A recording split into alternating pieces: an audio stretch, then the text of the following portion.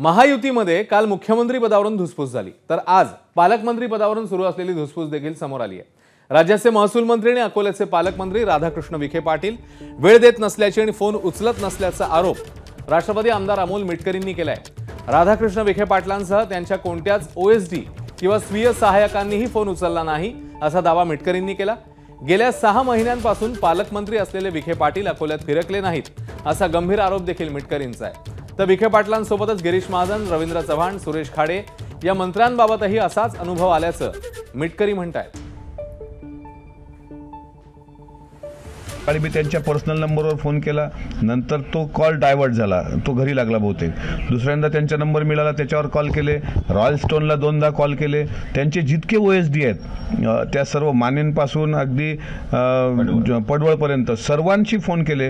रात्री 9:15ला मी शेवटी तहसीलदारांना फोन केला। ते म्हणले साहेब तुम्हाला थोड्या वेळात बोलतील, आणि शेवटी काल जे महत्त्वाचं काम होतं त्यात साहेब उपलब्ध झाले नाहीत। अशा कारभारावर मी नाराज आहे, आणि हा अनुभव मला फक्त राधाकृष्ण विखे पाटलांबद्दल नाही, हा सुरेश खाडेंबद्दल पण आहे, हा गिरीश महाजनांबद्दल पण आहे, आणि हा रवींद्र चव्हाणांबद्दल पण आहे। चारही मंत्री काहीच कामाचे नाहीत असं वाटतंय। म्हणजे राष्ट्रवादीचा प्रत्येक मंत्री महायुतीच्या कुठल्याही आमदारांना त्या ठिकाणी रिस्पॉन्स देतो, पण महायुतीमधला मोठा घटक पक्ष भारतीय जनता पार्टीचे कुठलेही मंत्री महायुतीच्या इतर 2 घटकांना का रिस्पॉन्स देत नाहीत, हे मला असं वाटतं एक फार मोठं कोडच आहे। एबीपी माझा, उघडा डोळे बघा नीट।